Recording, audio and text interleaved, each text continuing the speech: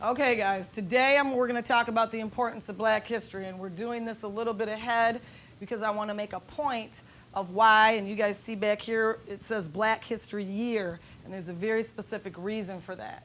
So I want to ask you guys a couple questions, and be honest with me. Who in here has ever heard of Martin Luther King? I think that's everybody. All right. Who in here has heard of Otis Boykin or Frederick Jones? Okay, one person. Who in here has heard of Rosa Parks? Looks like everyone. Who in here has heard of Patricia Bath? Looks like no one. Who in here has ever heard of Malcolm X? Looks like almost everyone.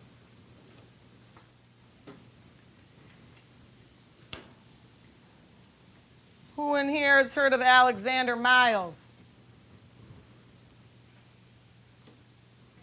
No one's heard of Alexander Miles. Okay. Now, I asked you those questions because I want to highlight a very valuable point. Malcolm X, Rosa Parks, Martin Luther King. Highly significant individuals. The problem is, black history in most school systems stops with a few people. It stops with a few people. So, the point in me speaking to you about this today is to kind of show you, and I'm going to give you a scenario here in a second, of how important Black History Year is. How important that Black history is 365. Because we all know the Martin Luther Kings and the Malcolms and the Rosas, but we don't know the Frederick Jones, the Patricia Bass, the Daniel Hale Williams, the Garrett Morgans. We don't know those individuals. So I want you guys to, you can close your eyes, you don't have to close your eyes, but I want you to envision this day for you. I'm going to paint a day for you. Okay, everybody ready to do that? Yeah. All right, I'm going to paint a day. So imagine you're getting up in the morning and you're cold and you go to turn the heat on because you're cold and you reflect on the fact that Alice Parker invented the heating furnace. And then you remember you left your favorite shirt that you want to wear that day to school. You left it in the washer, so you get it out and you go to put it in the dryer. And you think about the black man, George Sampson, who invented the dryer. And then while you're waiting for your shirt to dry, you get out your beauty products or your hair products, and you think about Madam C.J. Walker, who invented black hair products and beauty products, and who also, by the way, was the first self-made female millionaire ever, of any nationality. And then your grandfather who lives with you and who's taking you to school, he screams up to you to get ready for school, and you think how he drives you nuts, but you sure are glad for that pacemaker that keeps him alive. And you think of Otis Boykin, another black man who invented the pacemaker. And then you start reflecting on your grandfather's crazy old stories, which you get sick of at times. But you think about your favorite one, which involves a gas mask that saved his life so many years ago. And you think of Garrett Morgan, another black man who invented the gas mask. And then your grandfather says, we got to hurry up, let's get to school, but I have to drop off a check to my friend. And I need to write him a check, so he pulls out a pen. And you think about William Purvis, another black man who invented the fountain pen.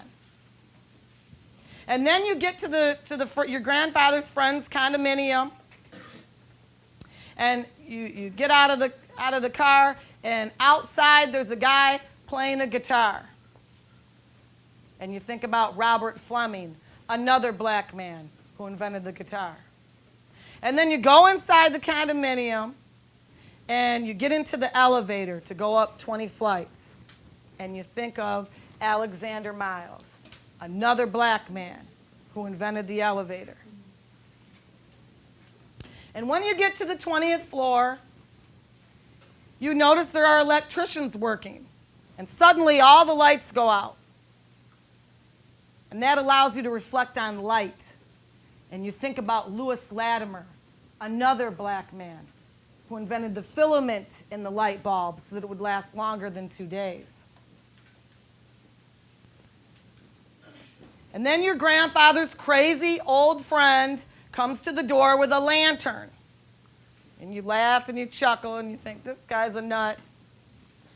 And he goes on with stories about Michael Harvey, another black man who invented the lantern, the first form of light. And then you're bugging your grandfather because, after all, you don't want to be late to school, have your teacher admonish you. So you say, let's go, let's go. And on the way out, you see a woman with a stroller. And you think about William Richardson, another black man who invented the baby buggy, the first form of a stroller. And then when you're almost to school, you stop at a light, and there's a hospital on the corner. And so when you're at that light, you reflect again on Garrett Morgan, because not only did he develop the gas mask, but he also invented the traffic signal. And you glance at that hospital, and it reminds you of Daniel Hale Williams, another black man who was the first person to perform open heart surgery in the world. And then you get to school, and you want to be ready, and you don't want to be berated by your teacher, so you expeditiously chuck into the school. I know, one of our words, right? So you get into the school, and you realize you need to sharpen your pencil. So you go to the pencil sharpener, and you think of John Love, another black man who invented the pencil sharpener. And then, because school gets boring, as it often does, right? Yeah. You guys agree with that? You start reflecting on the summer. And you think about running through lawn sprinklers. And you remember John Smith, another black man who invented the lawn sprinkler. And then while you're sitting there, you also reminisce about the summer, and you think about ice cream cones and getting ice cream from the ice cream truck. And you're reminded of Frederick Jones, yet another black man who invented the refrigeration system that maintained the blood for and saved so many lives during the war. And then you reflect, while you're thinking of the summer, of all the money you make mowing lawns. And that reminds you of John Burr, another black man who invented the lawnmower. And school's so boring, you're waiting for lunch. So finally you get to go to lunch. And you're elated to go to lunch, and you get to the cafeteria, and a fire ensues, a small fire ensues in the kitchen. So one of the janitors grabs the fire extinguisher, and he quickly puts the thing out.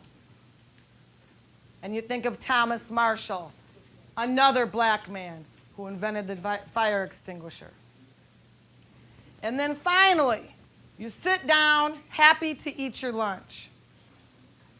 Your very favorite. Peanut butter and jelly, as your favorite. Potato chips, and Reese's peanut butter cups. Anybody like Reese's peanut butter cups? And you think of George W. Carver, yet another black man who invented peanut butter. And you think of George Crumb, another black man who invented the potato chip. And then you're ready to go home, because after that you have one more class, and you run out. You're waiting for your grandfather to pick you up, and his old crazy friend is there. And he says, boy, get in the car. You know your grandfather's having his cataracts removed today. Yep, his cataracts. And you think of Patricia Bath, a black woman who invented the laser method for removing cataracts, which is why millions and millions of people have sight and are able to have their sight restored. And you smile and you reflect on how different your life would be, how many people wouldn't even be, how many people would not even exist had these individuals never lived. I am Black History. I am Black History. I am Black History. I am Black History. I am Black History. I am Black History.